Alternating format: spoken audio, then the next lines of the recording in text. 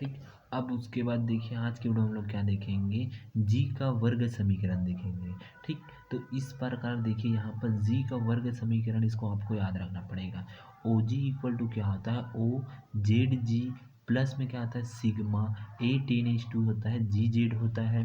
ठीक। जेड जी होता है यहाँ पास ओ जी बटे में क्या आता है ओ, और यहाँ पास क्या आता है एन ए होता है, क्या आता है ओ एन ए होता है। ठीक। ओ जी इक्वल टू क्या होता है, ओ होता है जेड जी होता है, और यहाँ पास प्लस में sigma a not equal to क्या आता है जेड जी होता है। ओ जी बटे में क्या होता है ओ एन ए होता है। ठीक। तो इस प्रकार से ये हमारे पास होता है। अब उसके बाद देखिए यहाँ पर ये क्वेश्चन 2018 में आया है, वेरी वेरी एमपी है। तो देखिए पहला हमारे पास क्या दिया है, यदि जी कोटि p के घात में n का एक ग्रुप है। ठीक है। p के घात में n का एक क्या है ग्रुप है, जहाँ p अभाज्य संख्या है। ठीक। जहाँ पर इस p क्या है एक अभाज्य संख्या है, क्या बोला है यहाँ पर एक क्या है ग्रुप g है, और इस p g के अंदर में क्या है p है। तो ये p क्या है इस g का क्या है अभाज्य संख्या है।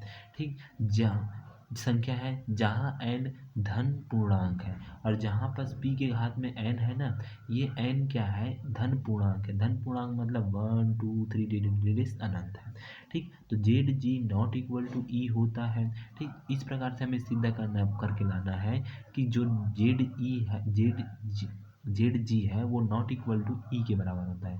अभाज्य घातांक कोटि का समूह अच्युत केंद्र रखता है। ठीक। तो यहाँ पर दिया प्रूफ करके देंगे, प्रूफ दिया है करके लिखेंगे। जी कोटि p के घात के n का एक ग्रुप है। ठीक। जो p है p के घात के n का क्या है ग्रुप है। g है जो ग्रुप हमारे पास दिया है उसमें क्या है p के घात में n का एक ग्रुप है। ठीक। अब यदि a टेन टू करता है j पर, ठीक, g के अंदर में इस g के अंदर में है ये g है, g क्या है बड़ा वाला पार्टिकल है। अब उसके अंदर में छोटा छोटा और पार्टिकल है, जैसे कि एक बुक है, ये बुक है देखिए।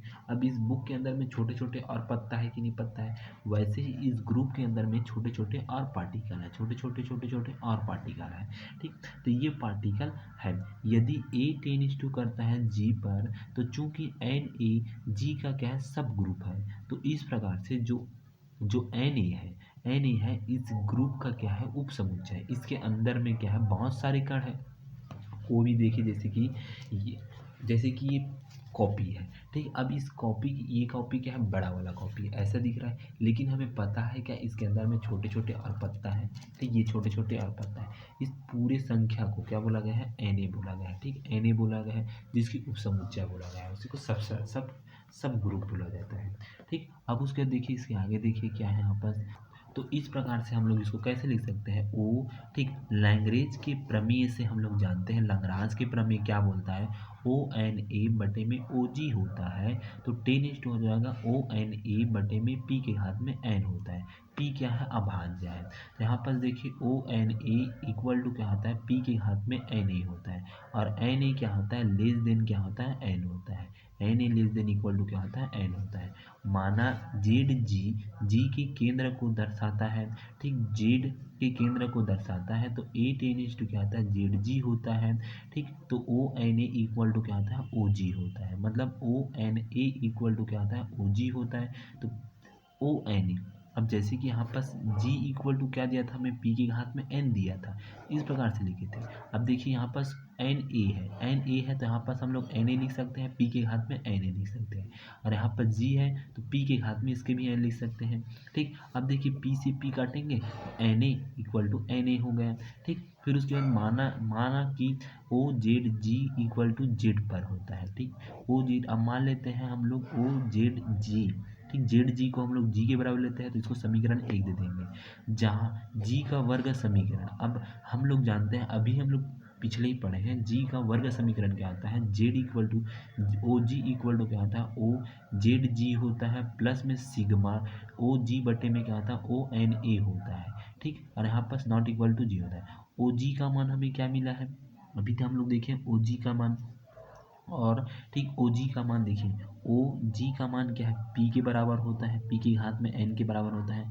ओ एन ए का मान क्या होता है, पी की घात में एन ए होता है, ठीक, एन ए होता है, ठीक। और जेड जी का मान क्या मिला है, जेड के बराबर होता है। देखिए इसी को मान को रखते हैं, ओ जी का मान क्या है, पी के घात में एन इक्वल टू, देखिए ओ जेड जी का मान क्या मिला है, जेड मिला है, जेड लिख दिया, प्लस का प्लस, सिग्मा का सिग्मा, ठीक, एन ए, ठीक, less than equal to N होता है, ठीक। अब देखिए ओ एन ए का मान क्या मिला है, पी की घात में एन ए मिला है, और ओ जी का मान क्या मिला है, पी की घात में एन मिला है, ठीक। फिर उसके बाद देखिए इसको इस तरफ पक्षांतर कर देते हैं, पी के घात में एन हो गया, माइनस में हो जाएगा sigma N A less than equal to N, ठीक, घात में यहाँ पर सी हो गया, पी के घात में एन बटे में पी के हाथ में N A equal to Z हो गया। समीकरण इसको 2 दे देंगे, ठीक। अब देखिए नाउ पी बटे में पी के घात में एन तथा पी, ठीक, पी बटे में सिग्मा पी के घात में एन बटे में पी के घात में एन ए होता है, ठीक। N A less than equal to N होता है, ठीक।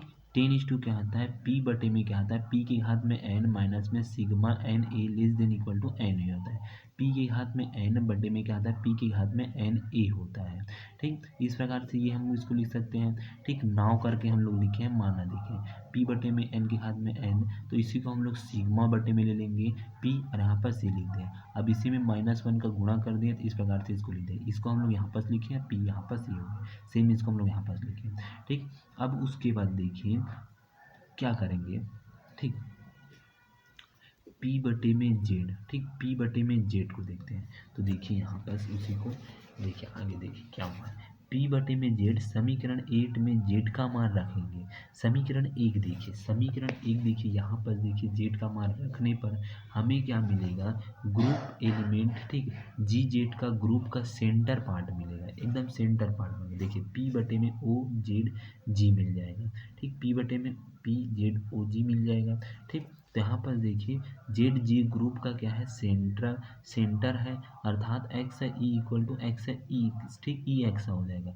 फॉर ऑल क्या हो जाएगा, एक्स टेंस टू जी पर होता है, तो ई टेंस टू जी जेड पर होता है, तो जेड नॉट इक्वल टू 0 होता है। पी से विभाजित होने वाला धन पूर्णांक है, किंतु दो न्यूनतम अभाज्य संख्या है, इसलिए जेड लेस देन होता है, क्या होता है, 1 होता है। यह परिस्थिति स्पष्ट करती है कि, ठीक, जेड जी में ई के अतिरिक्त एक अवयव होना चाहिए, अतः Z G not equal to E होता है, अतः जेड जी अछूत केंद्र है, ठीक, जो जेड जी है वो क्या है, अछूत केंद्र है, ठीक।